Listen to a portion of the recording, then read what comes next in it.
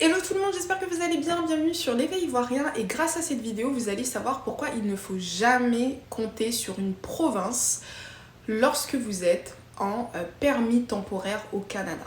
C'est triste mais c'est la vérité et c'est pour ça que moi je vous avertis toujours sur les sélections des provinces.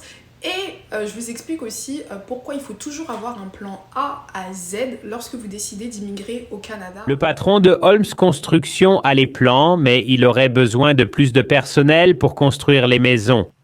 Il dépend de 4 ouvriers étrangers, donc les nouvelles coupes d'immigration l'inquiètent.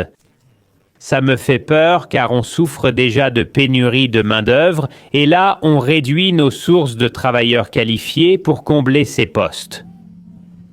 L'an dernier, l'IPE a provoqué des protestations en réduisant de 25% ses nominations pour la résidence permanente à environ 1600 et pour freiner la croissance démographique et la pression sur le logement et la santé.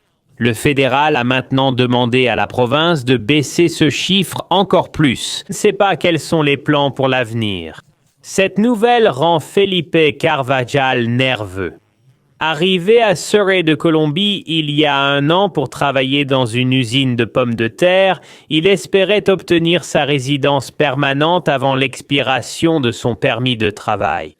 C'est stressant car les chiffres ne cessent de baisser. Depuis quelques mois, il y a des résidents de l'île du Prince-Édouard qui ont décidé de manifester. Pourquoi ? Parce qu'en fait, le gouvernement de cette province, du jour au lendemain, a décidé de changer les règles en termes d'accessibilité à la résidence permanente. Donc pour toutes les personnes qui ne le savent pas, au Canada, vous avez plusieurs processus qui vous donnent accès à la résidence permanente. Vous avez le processus fédéral qui s'appelle tout simplement entrée express et vous avez le processus des désignations des provinces. Donc chaque province a la possibilité de dire que on a un manque de main-d'œuvre dans la construction. Donc à partir du moment que vous travaillez pour une entreprise dans la construction ou à partir du moment que vous avez tel emploi de telle catégorie dans la construction dans notre province, au bout d'un certain temps, donc généralement c'est 1 an, après 1 an d'expérience, on te donne ou on vous donne la résidence permanente via le volet de la désignation. Le souci avec ça, c'est que malheureusement au Canada, du jour au lendemain, une personne qui est éligible à un programme d'immigration peut ne plus l'être. Ça, c'est un concept que j'ai jamais compris. Donc, tu vas arriver au Canada, tu vas te baser sur tel ou tel programme d'immigration, et dès que le gouvernement décide de changer les règles ou de rajouter des restrictions, ils peuvent se permettre de dire que même les personnes qui étaient éligibles avant la date de restriction seront aussi concernés. Et c'est exactement ce qui se passe en ce moment, que ce soit pour les programmes des provinces dans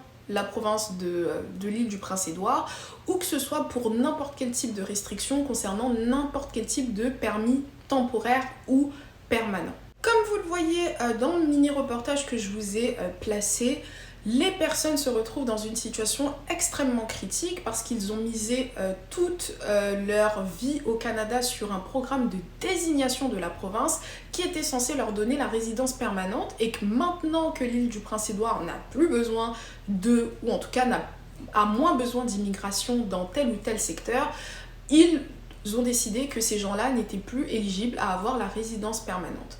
Donc c'est pour ça aussi que je vous avais parlé d'une famille indienne qu'on avait rencontrée à Halifax, donc qui est sur l'île, non pas l'île mais en Nouvelle-Écosse.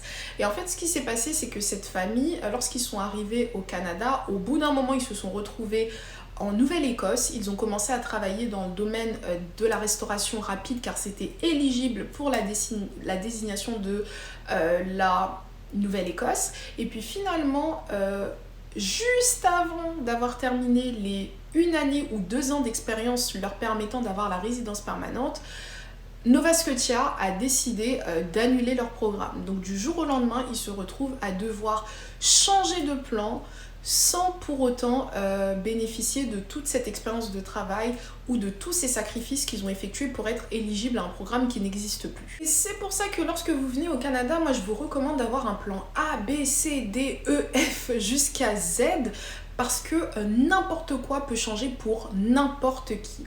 Et pourquoi je vous demande de ne surtout pas compter sur les provinces, c'est parce que pareil, une province peut du jour au lendemain décider de fermer ses programmes d'immigration, comme actuellement la province du Nouveau-Brunswick qui a arrêté depuis le mois de novembre ou d'octobre, si je ne me trompe pas, son programme de désignation. Donc c'est-à-dire qu'il y a beaucoup de gens au Nouveau-Brunswick en ce moment qui ne savent pas quand le programme va revenir, qui ne savent pas quelles seront les nouvelles exigences d'un futur programme qu'on ne connaît pas encore et qui ne savent surtout pas s'ils pourront rester au Canada dans le futur. Et c'est extrêmement grave. Donc moi, ce que je vous recommande, c'est lorsque vous arrivez au Canada, dès la première semaine, peu importe comment vous êtes venu, que ce soit un permis étudiant, un permis de travail ouvert ou fermé, ou la résidence permanente, pensez à la suite. Dès que vous arrivez, pensez à la suite et à toutes les opportunités, même si vous devez changer de province, même si vous devez changer de permis entre-temps, même si vous devez changer d'emploi, soyez ouverts au possible. Je vous donne aussi par exemple un autre exemple qui moi me marque personnellement, c'est les étudiants qui viennent au Canada et qui pensent que la seule issue après leur permis d'études, c'est de faire un permis post-diplôme. Alors que la majorité des étudiants à qui moi je parle sont déjà éligibles à la résidence permanente dès leur arrivée au Canada. Et malheureusement, je ne prends pas en considération les étudiants du Québec. À partir du moment que tu as un test de langue, que tu as expertisé tes diplômes et qu'en plus de ça, que tu as de l'expérience de travail, qu'elle soit effectuée au Canada ou à l'étranger, tu peux être éligible à la résidence permanente au fédéral. Donc au lieu de te matrixer à te dire après mes études, je vais faire un permis de travail post-diplôme, sachant que entre-temps, tout peut changer, on connaît le Canada, ça change tout le temps, pars du principe que dès que tu arrives au Canada, tu dois te projeter. Quels sont tous les programmes d'immigration auxquels je suis éligible? Et en faisant tes recherches, tu vas te rendre compte que la résidence permanente peut être demandée même en étant étudiant.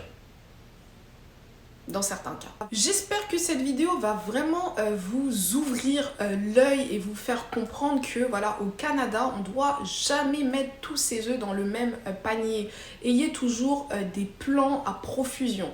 En plus, si vous êtes au Québec, sachez que immigrer au Québec, c'est littéralement se tirer une balle dans le pied parce que c'est la pire province en termes d'immigration. C'est celle qui met le plus de restrictions, qui met le plus de règles et qui est, comme on dit en anglais, le moins immigration friendly, donc qui ne souhaite pas qu'il y ait des immigrants. Donc, si vous êtes en plus au Québec, ne dormez pas sur vos deux oreilles tant que vous n'avez pas la résidence permanente ou la nationalité. Ce sera tout pour cette vidéo. N'oubliez pas qu'il y a toujours des solutions. Il faut s'accrocher, c'est très important, mais ne faites pas non plus n'importe quoi. Quand on immigre, tant qu'on n'a pas la nationalité du pays, on ne peut pas se permettre de se reposer. Vraiment, pas du tout. J'espère que vous avez apprécié cette vidéo. Je vous invite à vous abonner, commenter, liker et partager. Et moi, je vous dis à la prochaine pour une prochaine vidéo. Bye bye!